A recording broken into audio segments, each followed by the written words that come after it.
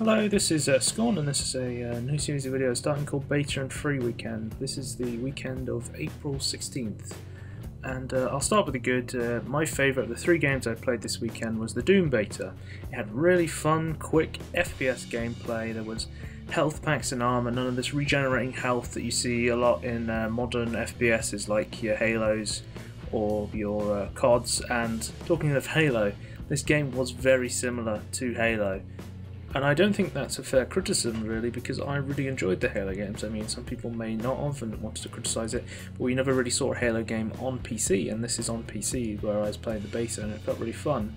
And the gameplay was more towards kind of Unreal Tournament or a Quake, where you kind of run around fragging people.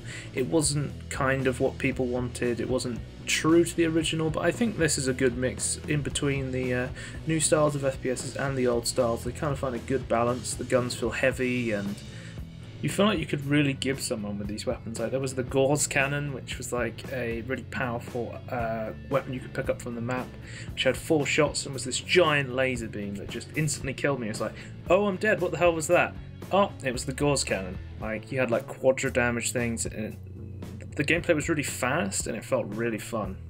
It didn't feel like a lot of modern shooters where there was a lot of camping and you didn't really get that much action. It just felt, you know, it felt fresh. Even though it has a lot more modern FPS elements towards it, it kind of felt like it was a going back to its roots, to more towards like a Quake. One of the things I did notice was you can earn runes at the end of the game. These give you small bonuses, like when you spawn you get extra armor, or they will show you the health of your enemies and where they are on the map when they kill you.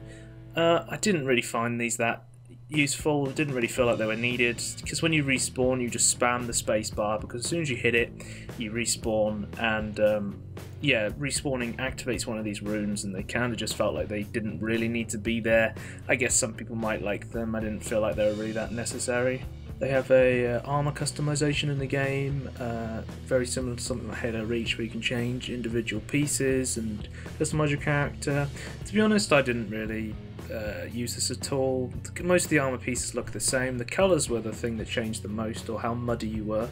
I was Mudman, as I made myself the dirtiest armor, because you had a slider between being pristine and dirty, and I was just like, right, I'm going full Mudman. But yeah, the thing I used the most was the dancing, because you unlocked a bunch of taunt emotes, so you had different dances, and I had fun doing like cowboy dances on people when I killed them and stuff. I had quite a lot of fun with this beta, and I would definitely recommend it. Initially, when I saw the trailer for Doom, I was more interested in the single player. I was a big fan of Doom. It was actually the first game I ever played when I was a little kid, was Doom, the original one. But yeah, when playing the multiplayer made me realise actually I quite like the multiplayer for this game. I really enjoyed playing as the demon. He felt meaty.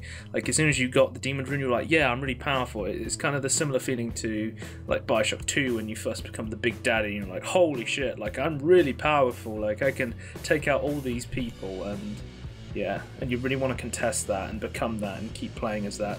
It was a very different experience to like a Star Wars Battlefield, where you kind of just become the hero and you don't really feel that powerful.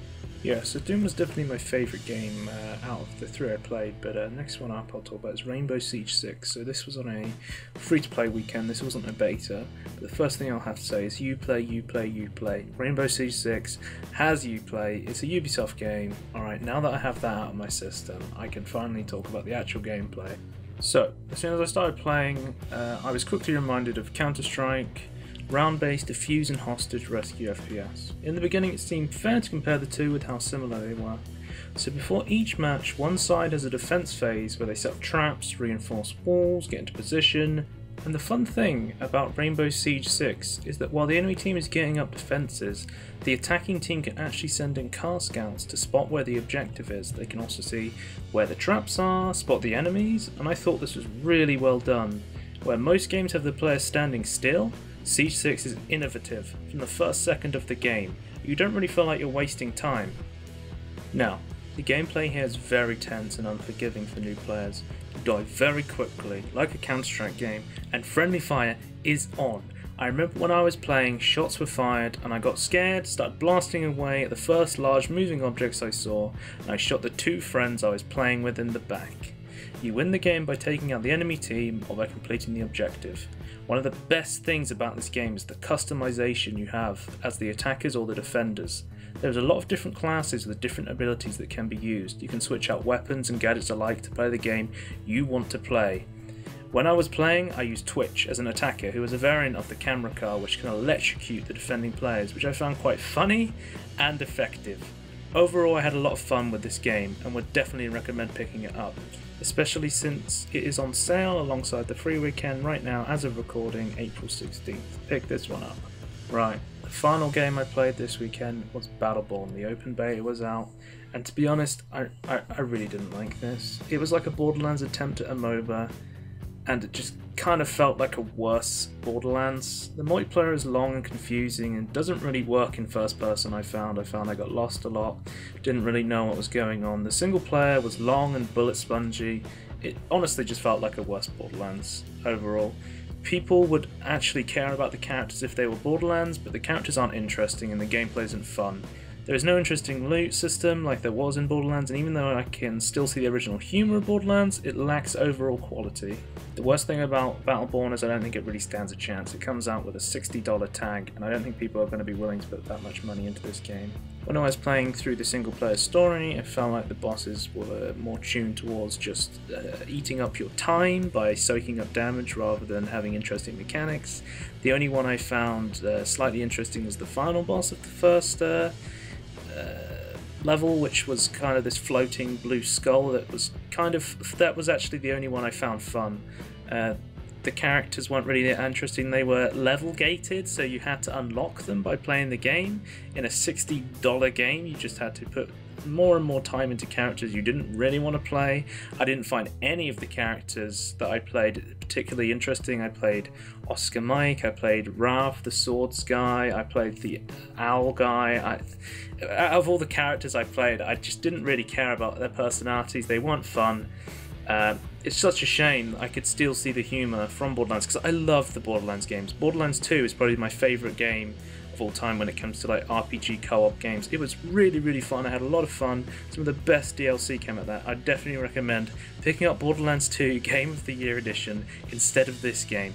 It'll be well worth your money more than this game. I would not recommend this one. So that was Battleborn Free Weekend for the week of April 16th. Let me know what you think in the comments. This is a new series. I really enjoyed making this actually. I played a lot of betas over the weekend, and I will definitely be doing this sort of thing when I can get into like the Overwatch beta. I'm really interested in that. The main thing about Battleborn was the fact that it was compared to Overwatch, and it just felt like a worse version of the game, even though it's nothing like it. But yeah, I'll see you next time. Heavy Bullets review will be coming out soon, so watch out for that. See you!